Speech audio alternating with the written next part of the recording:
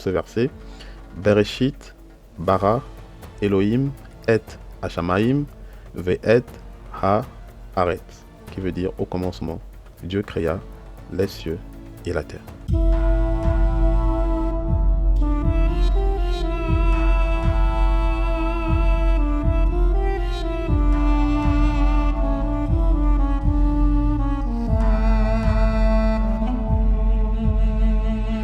Shalom et content de vous retrouver dans la 5e leçon. Alors aujourd'hui c'est une leçon, du moins ce sera une série de vidéos à partir de la leçon 5 où on se concentrera uniquement sur la lecture. Donc le but ici c'est de pratiquer tout ce que nous avons appris jusqu'ici. Donc nous avons vu les consonnes, nous avons vu les voyelles, nous avons vu les sheva. Et donc voilà, on a aussi vu pas mal de subtilités. Et donc le but ici c'est de vraiment pratiquer, d'accord. Donc là nous sommes à la leçon 5 et donc ça c'est la première vidéo de la leçon 5. Donc là vraiment ici le but c'est de pratiquer, ok. Donc sans plus tarder, voici quelques mots que nous allons déjà lire. Nous allons voir les significations en français.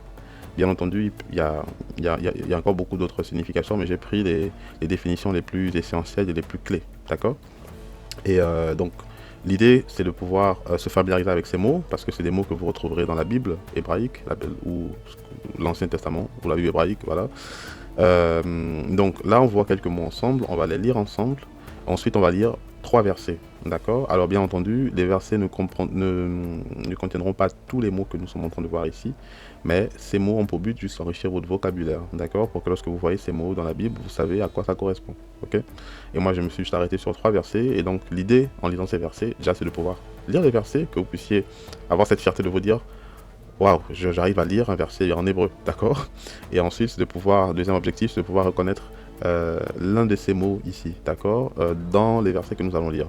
Ok, donc je tiens à préciser aussi que dans les versets que nous allons lire, c'est pas tous les mots que vous allez reconnaître forcément. Voilà, c'est ce qui est logique, parce que ici c'est vraiment de vous initier à la lecture, et puis dans les versets qu'on lira, il y a quelques mots comme ça qu'on verra qui sont ici, d'accord. Donc on va commencer par le premier mot. Donc ici, comme vous pouvez le voir, nous avons la lettre Shin avec le son A, donc ça c'est un kamat.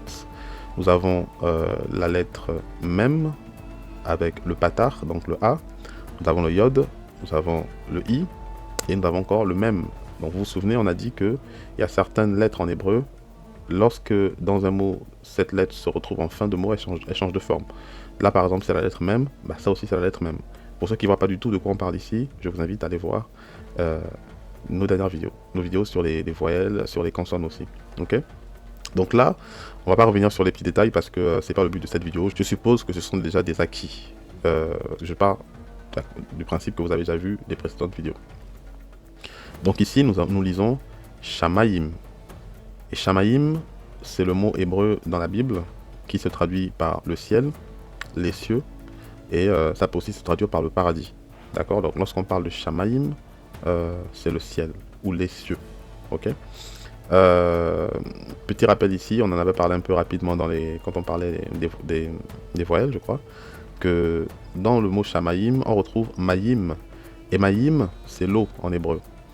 Et la première racine du mot ici, certains théologiens disent que ça vient de Esh, qui veut dire le feu. Donc c'est, voilà, dans le judaïsme et dans certaines sources, même dans la Kabbale aussi, certains associent le mot Shamayim, donc les cieux, à la notion de l'eau et du feu, ok. Après bon, certains débattent en disant non, c'est pas tout à fait exactement ce que ça veut dire, mais c'est juste que voilà, c'est Shamayim au pluriel, donc le ciel, donc voilà. Mais quoi qu'il en soit, on retrouve quand même, pour ceux qui lisent l'hébreu, on retrouve ici Mayim, qui veut dire l'eau en fait, au pluriel, d'accord. Bon, le but ici c'est pas d'aller plus loin dans ces discussions, dans ces débats, mais c'était juste pour attirer votre attention sur le fait que voilà, une grande partie de théologiens s'accordent à dire que il y a la notion de l'eau et du feu dans les cieux ou dans le ciel, d'accord. Ensuite nous avons le mot Eretz. Donc ici nous lisons Eretz. Eretz, ça signifie la terre, ça peut aussi signifier en fonction des contextes le pays, enfin pays, sol ou territoire, d'accord. Troisième mot, nous avons le mot Elohim. Et Elohim, ça signifie Dieu en français, mais ça peut aussi signifier Dieu au pluriel, les dieux. Ok. Par exemple, dans la Bible, lorsque Dieu fait des reproches au peuple d'Israël de l'époque, lorsqu'il s'adonnait à des idoles, à des faux dieux, etc., le mot traduit aussi pour Dieu quand il s'agit des faux dieux, bah, c'est aussi Elohim, mais sauf que c'est Dieu au pluriel, mais aussi dans le cadre, dans le contexte aussi des idoles, par exemple. Mais quoi qu'il en soit, à la base, indépendamment de ce que je viens de dire, Elohim c'est un mot pluriel. Donc, mais ça peut aussi signifier en français Dieu, d'accord? Mais en tout cas, dans l'étymologie du mot, Elohim c'est un mot pluriel, ok? Donc voilà, Dieu est mystérieux. On peut pas, voilà, si on pouvait expliquer Dieu, il ne serait plus Dieu, d'accord? Donc je pense que Dieu s'est réservé une partie du mystère à lui, bah, pour qu'on le craigne et qu'on apprenne à le révérer, le craindre et encore chercher à bien le connaître, d'accord? Mais Elohim, c'est un mot pluriel, ok? On verra ça plus tard. Elohim aussi, ça peut être pour les êtres surnaturels, en fonction des traductions et tout. Par exemple, les êtres comme les anges. Voilà, donc Elohim aussi peut aussi désigner des êtres surnaturels. Ça peut aussi être traduit par des juges, ok? Des juges, des souverains, voilà. Mais en grande partie, quand on parle de Elohim dans la Bible, ça fait souvent référence au Dieu d'Israël, d'accord? Au Dieu du ciel et de la terre, celui qui a créé les cieux et la terre, d'accord? Ensuite, nous avons le mot bara. Bara, c'est un verbe qui veut dire créer, façonner, former. Là, nous avons le mot kavod. Kavod, parce que là, nous avons la lettre kaf. Ensuite, nous avons le kamat ici, donc le son A. La lettre vet, nous avons le cholem vav, donc ça c'est un O. Et nous avons le dalet, donc on lit kavod, kavod. Et kavod, dans l'idée de kavod, en fait, c'est un mot qui est assez lourd, en fait, de sens dans l'hébreu, parce que c'est un mot qui veut dire honneur, gloire, respect, dans certaines circonstances, dignité. Mais il y a vraiment la notion du poids, en fait. La notion du poids comme quelque chose de pesant, quelque chose qu'on estime, qui a une valeur inestimable. Kavod, ok? Donc kavod, c'est l'honneur. Mais vraiment dans son sens le plus profond, dans son sens le plus estimé, le plus, je sais pas comment dire autrement en français, le français est tellement pauvre, mais voilà, kavod c'est honneur, gloire, respect, d'accord? Ensuite nous avons les 4 lettres, ici nous avons le yod, nous avons le e, vav, e, donc YHVH, d'accord? Et ces 4 lettres, c'est ce qu'on appelle le tétragramme, c'est le nom imprononçable de Dieu. Si vous lisez la Bible dans sa langue originelle, donc en hébreu, vous verrez que toutes les fois où on a traduit en français par l'éternel, le mot, en fait, à la place de l'éternel dans les textes hébraïques, ce sont ces 4 lettres-là, en fait. Et la prononciation exacte n'est pas connue aujourd'hui, ok? Alors, là, vous voyez des voyelles ici, donc on a le Sheva, on a le A, ok? Mais en fait, ça ne se prononce pas, d'accord? Ça ne se prononce pas quand même. Vous comprendrez pourquoi après. Mais voilà, la prononciation exacte n'est pas connue aujourd'hui, d'accord? Ça s'est perdu en fait dans le temps. À l'époque, c'était connu des souverains sacrificateurs, c'était connu des grands prêtres. Parce que les grands prêtres, par exemple, ils prononçaient souvent le nom de Dieu une fois dans l'année pendant le Yom Kippour. Yom Kippour, c'est le jour du grand pardon, d'accord? Et puis on voit dans certains textes de la Bible, où certains hommes dans la Bible, en fait, connaissaient ce nom-là, en fait. Mais au fil des années, ce nom, c'est la prononciation exacte n'est pas connue aujourd'hui. C'est pourquoi les Hébreux, aujourd'hui, par respect pour ce nom, par révérence pour ce nom, lorsqu'ils lisent la Bible, et que quand ils arrivent à ce nom-là, ils n'osent pas le prononcer. D'ailleurs, déjà parce que la prononciation n'est pas connue, et pour ceux qui penseraient pouvoir le spéculer, ils n'osent même pas le faire. Et donc, dans la lecture, ils ont remplacé ça par Adonai. Donc par respect, en fait, ils vont dire Adonai à la place de ça, en fait. Et bon, là, on n'a pas le temps de le faire, mais il y a aussi des sources qui nous prouvent que les voyelles du mot Adonai aussi en hébreu se rapprochent aussi des voyelles là que des massorettes, ou en fait, ceux qui ont inventé le système de voyelles, voilà, ils ont pris des voyelles de Adonai pour le mettre là aussi, vraiment pour protéger la prononciation. Ouais. En tout cas, vraiment tout un mystère attaché à ça. Ce qu'il faut retenir ici, c'est que le nom de Dieu, tel qu'il a prononcé à Moïse dans le livre de l'Exode, la prononciation exacte, c'est jusqu'à preuve de contraire, elle n'est pas connue aujourd'hui, d'accord? Donc, les Hébreux utilisent souvent Adonai, et en français, on va dire l'Éternel, d'accord?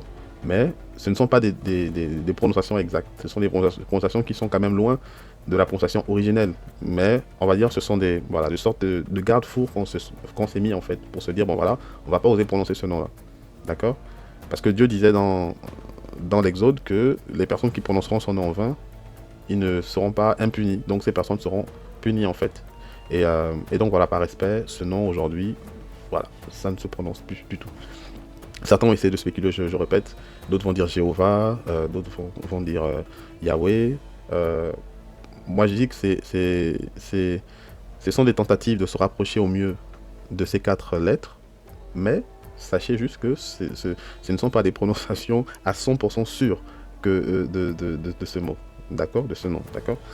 Ensuite nous avons le mot les sapères. Les sapères, ça peut être traduit par raconter, narrer, narrer dans le sens de la narration, et ça peut aussi être traduit par dire, ok. Ensuite nous avons le mot shama. Shama, c'est le verbe entendre, écouter, obéir ou prêter attention. D'accord? C'est de là que vient Shema, Israël. Ensuite, nous avons le mot Yisraël, qui veut dire Israël. Ça peut aussi, dans la Bible, désigner le peuple d'Israël. Ça peut aussi, dans la Bible, désigner les descendants d'Israël. D'accord? Donc là, on a vu quelques mots essentiels. Maintenant, on va passer à la lecture des versets. Donc, j'espère que vous avez retenu la structure des mots qu'on vient de lire, parce que dans les versets qu'on va lire, il y a des mots que vous allez retrouver. Ok? On va commencer par la Genèse. Donc ça c'est un verset de la Bible. Donc là vraiment l'idée c'est de mettre en pratique ce qu'on a appris jusqu'ici. Donc ça c'est le premier verset de la Bible. Le verset qui dit au commencement, Dieu créa les cieux et la terre. Si vous prenez la Bible en hébreu, c'est exactement ce qui est écrit ici. Alors petite parenthèse, il y a des versets pour lesquels j'ai mis tout le texte en hébreu. Il y a d'autres versets pour lesquels j'ai écourté parce que j'ai juste pris des portions des versets pour qu'on les lise ensemble, pour que vous puissiez reconnaître des mots et que juste pour pratiquer la lecture, ok. Donc voilà, c'est aussi pour ne pas charger le contenu.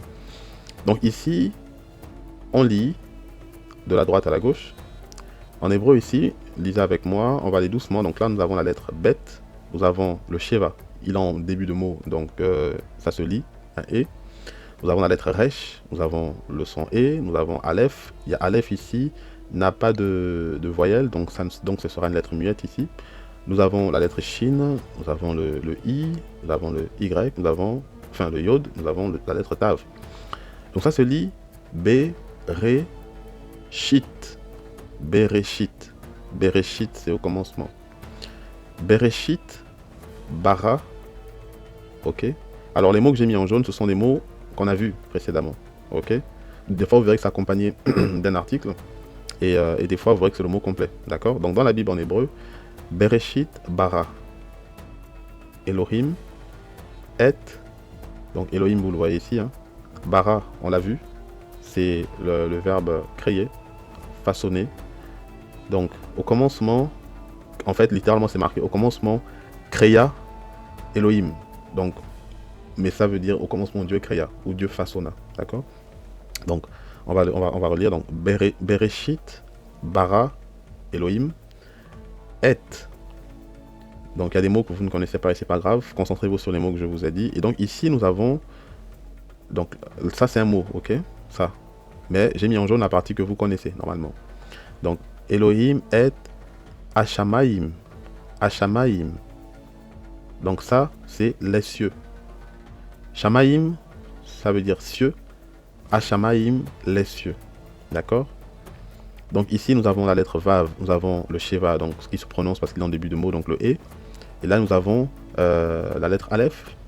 Là, ça va se prononcer parce qu'on a le son E en bas. Et nous avons la lettre Tav. Donc ça se lit Ve'et. Ve'et. Ve'et. D'accord? Et ça se termine par A. Aretz. A. Aretz. A. Aretz. Là, j'ai mis en jaune parce que vous connaissez ce mot. Tout à l'heure, on a lu le mot Eretz. Eretz, c'est la terre. Mais là, quand il est avec l'article comme ça se lit Haaretz ou Haaretz, qui veut dire la terre. Donc, ce verset, Bereshit, Bara, Elohim, Et, Hashamaim, Ve'et, Haaretz, qui veut dire au commencement, Dieu créa les cieux et la terre. D'accord? Vous voyez comment c'est intéressant dans l'hébreu. Et ici, le mot Elohim, vous voyez que c'est Dieu au pluriel. Ok? C'est Dieu au pluriel. Elohim. Donc comme je dis, notre Dieu, c'est un Dieu mystérieux. C'est pourquoi on doit le craindre, on doit le révérer. Mais nous savons que voilà, notre Dieu est un. D'ailleurs, on le verra après. Mais il y a tout un mystère, voilà. Il a voulu que le texte soit marqué Elohim. Il aurait pu mettre au singulier, mais c'est marqué Elohim. Donc, deuxième verset que nous allons pratiquer, donc Psaume 19 au verset 2. Donc là, il y a des mots aussi que normalement vous êtes en mesure enfin, tout ça vous êtes en mesure de lire, mais il y a des mots qu'on a vus au début, d'accord? Donc c'est le verset qui dit « Les cieux racontent la gloire de Dieu et le firmament. » Le firmament, c'est la voûte céleste, d'accord? Le firmament, c'est la voûte céleste, ou ça peut aussi être traduit par l'étendue. L'étendue dans le sens de la voûte céleste, d'accord? Donc les cieux racontent la gloire de Dieu et le firmament révèle l'œuvre de ses mains. On va lire en hébreu, donc en jaune, c'est des mots que vous connaissez, qu'on a vus au début de cette slide. Donc, ça commence par Hashamaim. Hashamaim, ça veut dire les cieux. Hashamaim. Donc là, on a l'article ici. Quand c'est juste Shamaim, c'est cieux, mais lorsque c'est Hashamaim, les cieux. Hashamaim, donc là, nous avons la lettre Mem, nous avons le Sheva, nous avons le Samek, le son A, nous avons le patar ici, nous avons la lettre P parce qu'on a un dagesh à l'intérieur. Si on n'avait pas de dagesh, ça aurait fait le son, la lettre F, le son F, mais là c'est le son P avec un Sheva ici. Nous avons la lettre Resh, nous avons le son I, le Y et la lettre Mem. Donc vous voyez bien que là, c'est encore un exemple pour vous montrer qu'il y a des lettres en hébreu, lorsque ça se retrouve en fin de mot, ça change de forme. Donc là, ça se lit mais. Ok, vous pouvez m'accompagner? Donc on reprend, on a la lettre Mem. Ça se lit Me, Sa, Pe, Rim. Ok? Au début, en fait, on a vu un mot. En fait, on a vu la racine au début. D'accord? Je vais vous remontrer. On a vu la racine ici, les sapers. Les sapers qui veut dire raconter ou bien narrer dans le sens de la narration. Ok? Les sapers. Là, c'est le verbe à l'infinitif.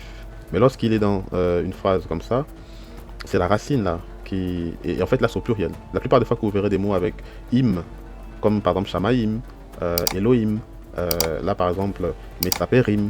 En général, les mots en im, c'est le pluriel, d'accord? Donc, ça veut dire les cieux racontent, ou les cieux font de la narration. Les cieux disent, d'accord? Hashamaim, Mesaperim, Kevod, El. Kevod. Au début de ça, on a vu le mot Kavod. Ok? Mais lorsque c'est rattaché à l'appartenance à quelqu'un, par exemple là, rattaché à Dieu, ça se lit Kevod El, la gloire de Dieu, l'honneur de Dieu, ok?